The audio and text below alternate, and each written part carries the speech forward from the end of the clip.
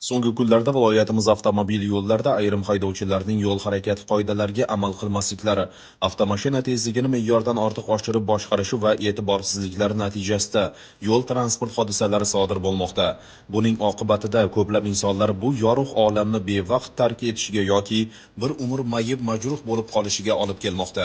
Ana shunday hodisalardan biri joriy yilning 1-yanvar kuni Shovot tumani hududidan o'tuvchi 9V012 avtomobil yo'lining 21-kilometrda qo'riqlovga olinmagan temir yo'l kesishmasida sodir bo'ldi.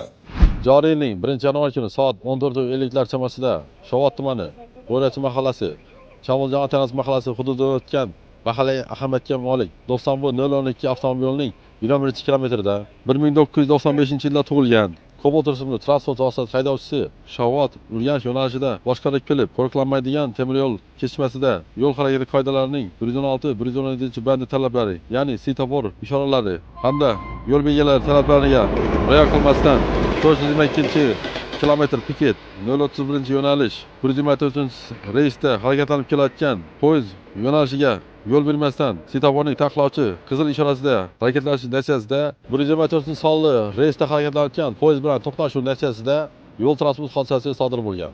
Natijada Cobalt rusumli transport vositasi haydovchisi tan jarohati olib, Shovot tuman tibbiyot birlashmasiga yotqizilgan. Mazkur holat yuzasidan Shovot tuman ichki ishlar bo'limi tergov bo'linmasi tomonidan dastlabki tergov oldi surishtiruv harakatlari olib borilmoqda.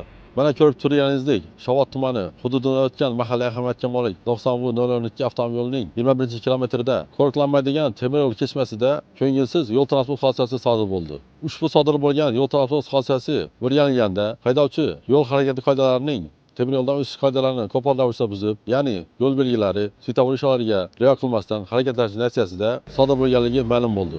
Shu o'rinda barcha yo'l harakati ishtirokchilaridan hamda haydovchilardan temir yo'ldan o'tish qoidalariga qat'iy rioya qilishlari hamda yo'l harakati qoidalarining barcha bandlari talablariga qat'iy rioya qilishlarini so'rab qolamiz. Zero yo'l qoidasi umr foydasidir.